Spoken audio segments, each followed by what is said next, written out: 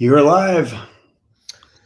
Hockey Nation fans, welcome back to the Hockey Nation live show with Coach Frenchy directly from the booth. And of course, our co-host on the West Coast, California, Michael DeVillano. Welcome back, Michael. Happy Friday. Are you ready for a lot of signature? It was a busy day yesterday in NHL compared to a couple of days ago. We have a lot to talk about, of course. For sure. And today we have to go with a preview team, and I think you'll always show us right now on the stream. The Calgary Flames going to be our team to talk about where they are really active since the end of the season 2020 by UFA, Markstrom, and then other players they added the addition, and then yesterday, by the way, a new addition to the roster by playing is it Dominic Simon? I believe it was the Czech player that played in Pittsburgh the last couple of years. Yeah, exactly. 700,000 1-year contract.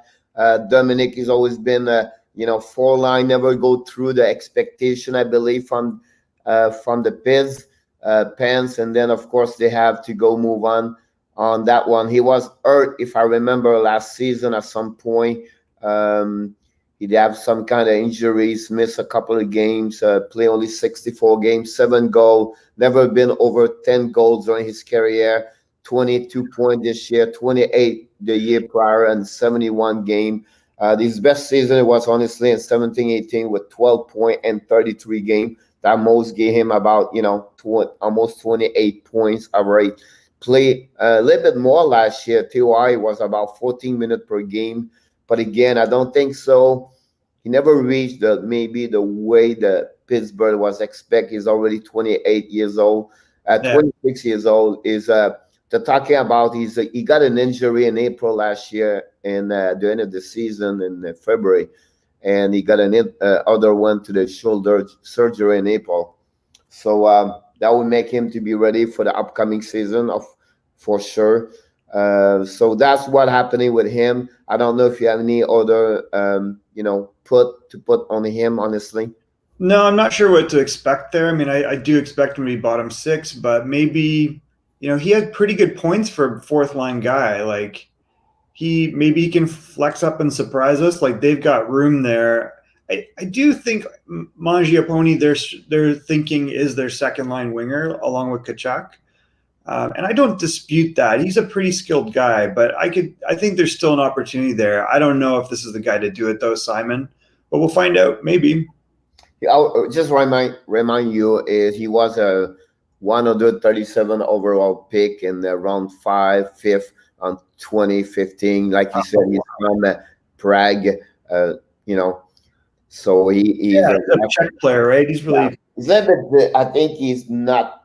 I don't see him really top 6 in any team. I think he'll be maybe a top 9, maybe third line, but more the 4 line. But again, it's the same player is going to compete for a job with Buddy Robinson. And then by the way, they just signed up yesterday, but the day before, I think they signed up.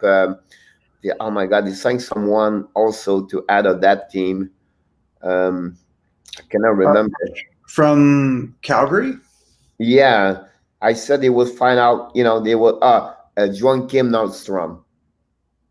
Oh, right. That's right. So they've got a couple of depth guys there. I forgot about the kind of player I'm thinking, like Ronaldo, Robinson, and him, and, Nordstrom. They're going to find that kind of spot. Probably, yeah.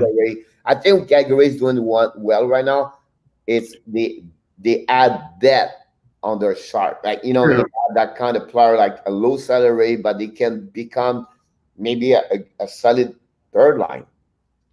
Do you want to go through Calgary now, or are you going to go through the signing? No, I just want to go because he was signed. Dominic Simon was signed over there. But yesterday we finished the day with Jake Giordano. Honestly, that was the last signature. Since that happening, I have a minor signature from Buffalo Sabre, Casey Nelson. 700-year contract, just resigned as a defenseman, 28 years old. No, he's going to fight for maybe spot number 6. But I doubt that. Compared to what So I agree with you. But I want to talk about one big signature, another signature will be a little bit surprised there.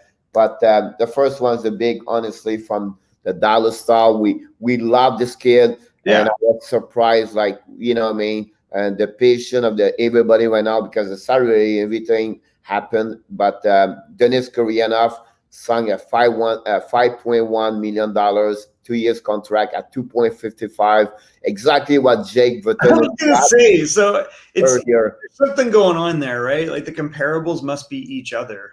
I'll be honest with you.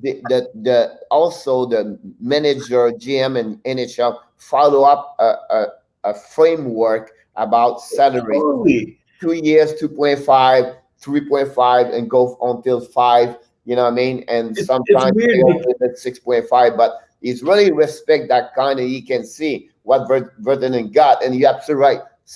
Almost same age, 23, 24, and I think they are the same quality players, same probably thing, same role, same. I think so. The only thing I would say, I think they should give him a little bit more confidence, and I think that's the same way happened with Vertonen. They didn't give him any chance in the playoff. And the same thing happening with Koreanov about how many times you said every morning. I remember why he played only 13 minutes. Why he did not get more time? Why did he still have 9 goals, right? So well, at least they gave him a reasonable bridge. I think Gurianov looks like, I mean, he took a while to get here. I know he had injury problems, but he looks like he has upside. Like if you look at him, you don't go, well, he's not going to get any better. He's a 12 overall pick. I believe Vertonen was 6 or maybe the same. Right. All right, so they are expect first round pick. You know what I mean? I think Koreanov had more upside. I feel like he's a big guy, 6'3", 200 pounds. I really believe that guy. He's a kind of player he can score. I think so too. He feels. He's one of those guys where the puck gets on his stick, his motor gets going. He's so big. He's got hands and skill. He can shoot the puck. He's a good forechecker. And you're like, he feels dangerous. Like you're worried when he's on the ice if you're the other team. Listen, Michael, like how many players in the NHL scored 20 goals last season, right? And would play only 13 minutes per game. That's crazy. And I can go same thing with this year for the playoff. He played maybe 25, 24 games. I really like him. I feel like, I mean, I hope it works out because, I don't want to overhype him, but I do believe when I watch him, I get excited. Like he looks really good. Virtanen, maybe, but Virtanen feels more, north-south. Like although he's not bad skill. So maybe he's got upside too. I really like Vertonen. He's on a progression. If you follow back, he saw, I believe, with 10 goals. After that, he moved up to 15. Keeps getting a little better. And now 18 goals, right? 10, 15, 18. He go from 20, 25, 36. It's another players. Listen, you have 13 minutes. You have 6 seconds play more per game compared to Koreanov. So that gives you an idea. Wow. They are exactly as you said at the beginning. They are similar. They are same kind of player. Both of them. The only thing I would say, he's 6'1", but hey, the kid is 226. It's a monster. But that's what he feels like. I feel when I watch him, I think a little bit more Alex Tuck, but I agree with you. Great. This is great. Similar players. He can be more, and I think the 2 kids right now should be more involved, like have a bigger role inside their team. That's my point here. I feel like, and there's room there in Vancouver. Like I can't see Eriksson working out. Yep. Is he going to magically come back? You hope so, because he was a very good player for a really long time. But you get an opportunity there because they didn't re-sign Toffoli. So exactly, and then finally we have a last signature. Defenseman from now signed with the New Jersey Devils. We talked about him yesterday. It was Dmitry Kulinov. Kulikov. Have you watched him play? He was in Florida, right? 1.15 million per year. He's never been or reached the expectation of what the Maybe people would expect. You remember, he was a first-round pick, 14 overall from Florida Panthers in 2009. He has I think he started very well, honestly, with the Panthers. He had, 16, 26, 28 points. And then he got, after he played only 34 games, he got a 10 point. And then, the following 19, 22, 17, 11, 6, and 10. He really I don't know if you watched him in Winnipeg, but I was like, this guy's bad defensively. Yeah. The season he played in Buffalo, he got minus 26. That's the second time of his career he got minus 26. Yeah, he was exposed. He's always been a player play 20 minutes per day. True. 20 minutes per game, I'm sorry. And but unfortunately, the offensive side where he was bring earlier at his young that's gone. age, never been the way after that. So you can forgive that if he's a good defenseman. Like I feel like he was, if you're going to match up and you would target him, but maybe it's just my perception, but I didn't think he was that great defensively. Here, what I think about that signature, Michael, it's another way with New Jersey bring that and they add more and more and more what they did since the beginning with Corey Crawford. You know what I mean? Like they add more players, depth players, experienced players. I think it's a good mix with what they have already inside that team. I think that's a great move about them for the New Jersey. It's not much. I agree. He'll help them for sure. Like I think on defense, if you look, you can see what they're doing. To your point, so they have Will Butcher, who I thought dropped off last year quite a bit. So I'm not sure what he's going to be. PK had a terrible year. He's got to be way better. Ryan Murray should be solid, but he's always had injury problems. Real good skating defenseman, solid defensively.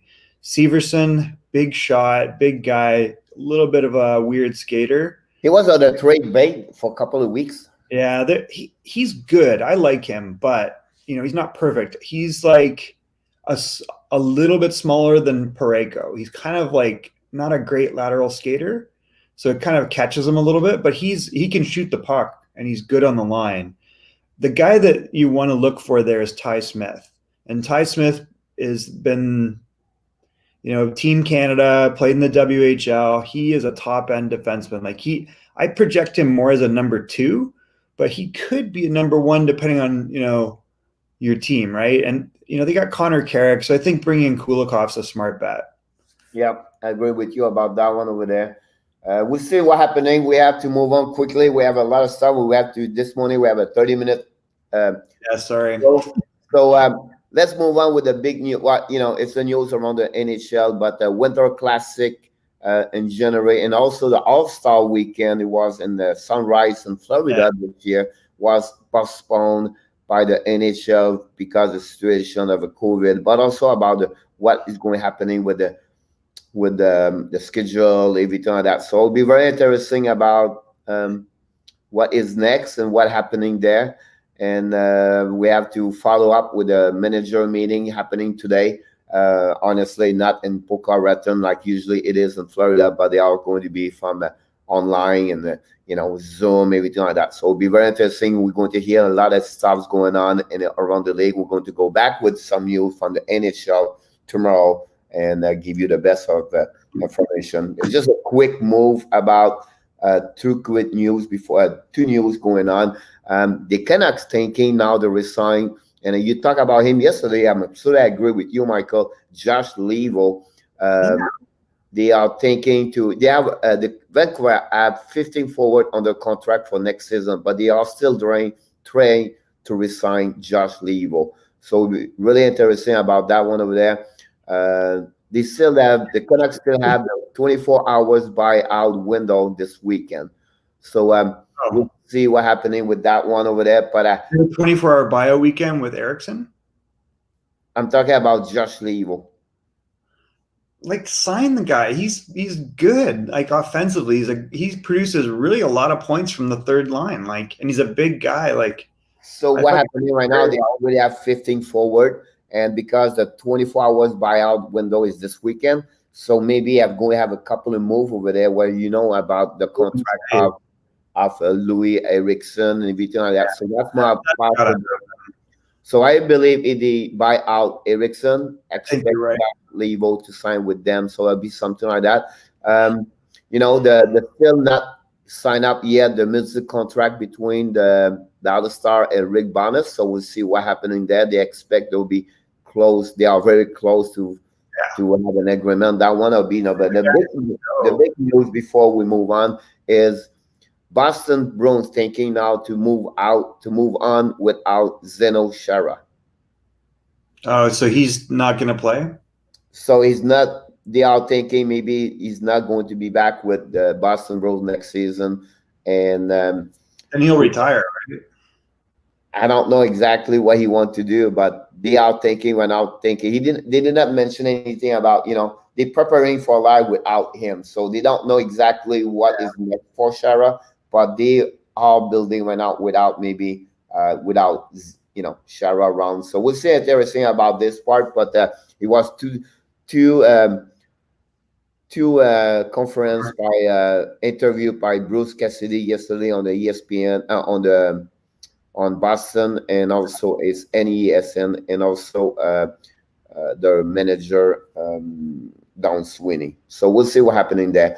Let's move on. Honestly, I want to be sure we give her time to a good 10-20 minutes from Calgary Flame is the preview team, and we know already, Mike, you're in charge about talking about that all the preview team. You bring a good job, bring our information, and let's move on with the Calgary Flames.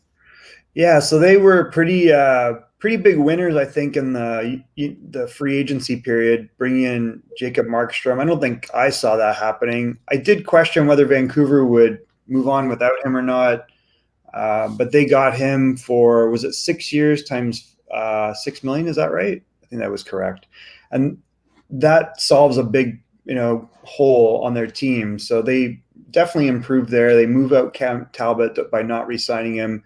David Riddick is more than a capable 30 to 40 game backup. So I think that they definitely improve. So even if they ever have problems with Markstrom with health, then they got a really good guy in the backup. But I think he's much better in that role. They did see TJ Brodie move on as he signed in Toronto, but they replaced that spot with the same money with Chris Tanev out of Vancouver. So they really kind of scooped Vancouver with two really key guys. I don't know if I think Vancouver will be fine without them because they re-signed Holtby, or they signed Holtby, and then they of course have Demko, and then they got Schmidt right from Vegas. So I think overall Vancouver's probably okay with that, but this definitely I think helps. Tanev is probably similar level to Brodie because Brodie's offense is kind of dried up. And then Markstrom's, I think, top 10 goalie in the NHL. On the prospect side, we saw Dylan Dube really pop through in the playoffs and made that third line with Lucic and Bennett. Very, very dangerous. So Dylan Dube, a former WHL player. I know he sounds French-Canadian. He might be, but he's definitely a WHL player. I would look out for, they had a really good draft, I thought. The one player in particular was Connor Zary, which is another WHL player.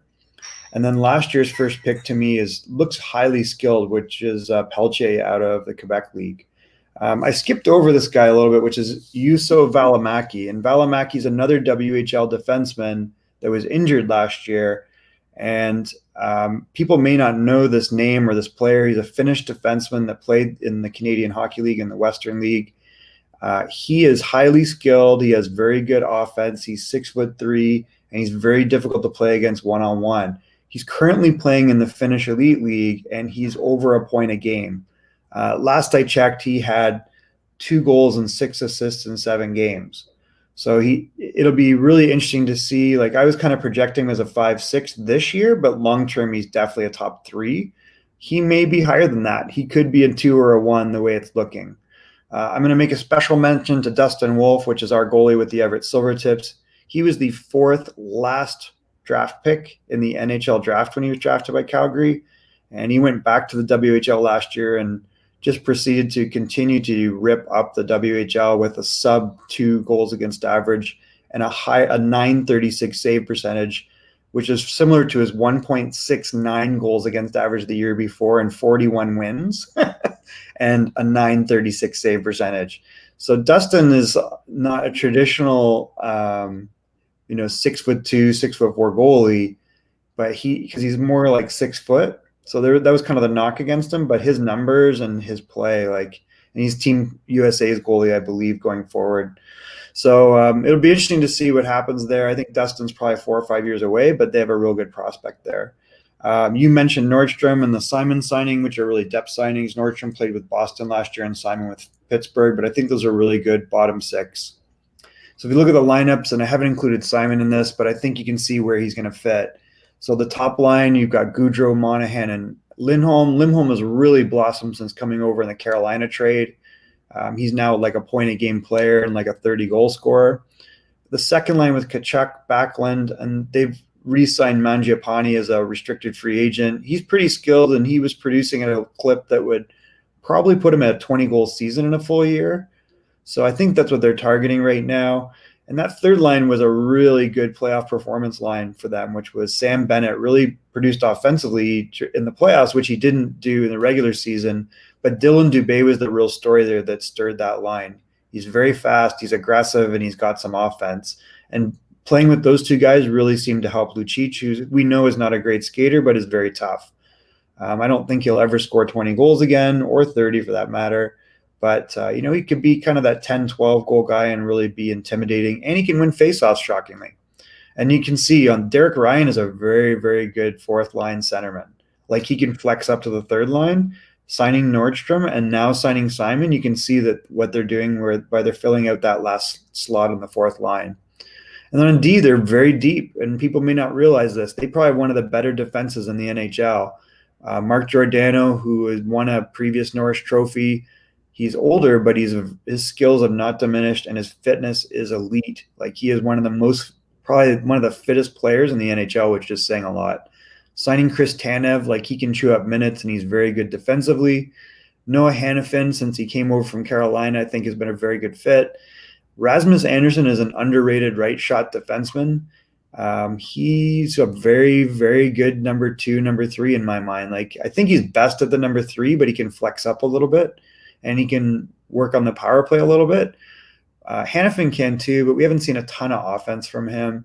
But I think the real upside here comes from that, believe it or not, the third pairing, which Oliver Shellington is a Swedish-born player. He's taken a little bit of time, but he's still highly skilled. He can skate really well, and he's got some offense in his game. But he's proven that he's developed his defensive game really well. Yuso Valamaki, who I mentioned before, producing right now, as I mentioned, he's always been a point-a-game player, by the way, in the WHL. He's a big guy. He can skate. He's got a big shot. He can hold the line. He can run a power play. He looks like he's ready. Only reason he didn't play last year was he had a bad injury. He's got 8 points in 7 games in the Finnish Elite League. And then we talked before about the goaltending. I think they have one of the better goaltending tandems now. Yeah, I think if you see this lineup over there, I think Calgary is missing left wing forward, second line. I think it's maybe not right for on the left side, maybe Lucic and also Andrew Yeah. Now, is it possible he can play? Yes, but to be consistency, to be that kind of scorer, like 30 goal, 25, 30 goal, I'm not sure. I'm not sold. That's my point here. Yeah, I think he has something to prove. He did have 17 goals in 68 games, and the prior he had 8 in 44. And he's always been an offensive player. Like, he played with the Barrie Colts. Yeah. So he was not a high draft pick, but I think that's because he's small. He's like 5'10" and he's skilled. So my point to you is, imagine they find a good top left wing there, right? Second one over there. Yeah, that would make it down, and then bring Lucic on the 4 line, where now that line could be very, the chair would be a little bit better for that team over there. So I think we might be underestimating Mangiapane, but I've watched him a little bit. The top 6 Calgary last year did not perform the way this was supposed to perform. That's what happening with them. I really wonder about. I mean, Monahan had a very poor start, so that was not helpful, and that's not like Monahan, and I think that really hurt them. And then to your point, I don't think Backlund played great. Like Backlund was okay, and I don't know what I almost feel like they need to decide. Like they'll have to see early. Like is Backlund still a second line center? And then to finish it, I think they should add another defenseman from like 4, 5, or 6. Really, so, I would absolutely not do that because I would not trust again yet. They are not a good ready to play that role of 5 and 6. I don't think that's true. I think you got a guy that's going to play 3rd or 4th right now in the 5th. Like he's not going anywhere. That guy is not going not going anywhere. It's like they still have not. How many games he played? He did not play over like 20 games, I believe. It doesn't matter because if you had saw Zach Werenski, he's probably the same at that same age or better. Like he made the team last year, and they were counting on him to be top 4, and there was a reason. Like he's a very high draft pick, and he's a very good player. I think right now the Shellington. He's playing against men. Shellington is a solid one, right? I would absolutely not do it. Shellington is a good one, but I think for security, bring a good experienced players with defensive side, and he will helping Valimaki. Maybe he would not bring enough. Because after that, they don't have anything. Play up on the lineup. I think we have to understand how good he is because he's not like an average player that's going to struggle. But again, if someone hurt over there, who do you have? That's a good question. Let's look at the depth chart.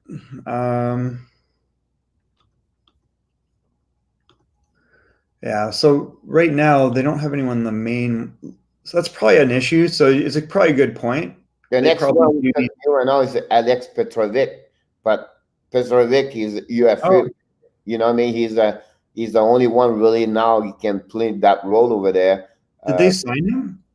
They have a contract 1 year, 700,000. Oh, that's a very good signing because he would be a perfect guy to be kind of a 6-7 guy that goes Never up. Been the way he was supposed, but he was he played well in NHL with Panthers for many years. I don't know that one over there, but actually that's a good signing. I like that because he's capable of 6, a 5-6. Like you're not too worried about him when he's on the ice. He's not going to give you much else, but exactly. I want to be sure we get that one over there. Is on they add also the goaltender Louis Domingue. Oh, did they sign him as well? That's weird. But also, I don't know if you talk about the departure of Travis Armonic and Eric Gustafsson and DJ Brodie. That's 3 regular defensemen for them, and the goalie can tell. But I think they're missing one there. I agree with you. I think Shellington and Valimaki would be great, but I really believe is a good one. Now I want to mention about full board. On forward? The defenseman full board. He got traded to get somewhere else. What happened with him? Derek Forbot? Yeah. He signed somewhere. Was it Minnesota? Yeah, I feel like, you know what I mean? Like, I tried to find out what happened. I thought it was Minnesota. The Jets. Winnipeg. Yeah, there you go. So that's another one left, also the team. But again, I believe for what you mentioned this morning, maybe they sign a couple guys, but Petrovic's pretty good. Yeah, on the talking about the salary cap, they have $4 million, 2.585 right now at that moment, but they have to still have one RFA at the defenseman. Honestly, Oliver Shellington. Oh, Shellington. A sign, yeah. So I believe he's not going to get more at 1.5. I think that's what I was thinking. Like he might get more, but I doubt it. Like he hasn't played. I think he'll get like a mil and a 5. Yeah, 87 game in NHL. Yeah, with the structure of everything's going on in NHL. I don't. Yeah, I doubt it. I think you're right. I think that's a good number for him. Yeah, absolutely. I agree with you about that one over there. I like him, by the way. I thought he was buried.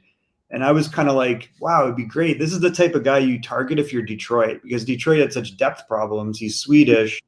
He's a really good skater. And they kept him down, I think, a year extra, which just because of depth, they had so many guys ahead of him. And I think you saw, like, if you look in Stockton, he played 3 games in the AHL. He had 3 goals. Yeah. He was like, get me out of here. Yeah, exactly. So, it'll be interesting to see that. And then their biggest name, they all signed up for 2 years. So they still have a good structure about their salary, but about the longevity of the contract. They are the best player. They have this for them for a couple of years. So that's pretty good for them. I think that's really smart for the manager. Honestly, they have only to buy out Bromer and Michael Stone. Stone never been the defenseman was to expect when he moved from Los Angeles and to go to Dube. By the way, he's from British Columbia, so just mention he about played in the WHL. Yeah, so just mention that part over there. What I want to talk to you is about a little bit. My concern about this is, Bart, since 2018 and 17, only Valimaki make the NHL right now, 24 game. 16, of course, they got Matthew Kratchuk from 6th overall pick, but they have Dube now, and one defenseman I did not know, Adam Fox, was drafted by Calgary, never played for them. Never. Honestly, no, he's a Division 1. I think he's coming from Harvard. Yeah, Fox. he went to Harvard. He's so this is why I was saying before, I'm not a big fan. The last time. He never been about that one over there. But the 2015, they got very good draft. Anderson, Shellington, and McGiappenny. You talk about 53, 60, 166. The year after that was not very good, with only Sam Bennett at number 4 overall. The year before, they got Sam Monahan, number 6. And after that, it was really poor. So, the best draft pick, it was in 2011 with, they have 1, 2, 3 with Johnny Gaudreau there at 104 with 464 games. So overall, I think Calgary I believe they're going to have a better year this year compared last season. Hey, Pierre, I have to jump, unfortunately. So, sound good. So thanks again, everybody. And great look job. forward to see you. Not tomorrow. I'll be out for tomorrow, but look forward to see you during the weekend at some point. Have an amazing Friday, Michael. Thanks again for everything.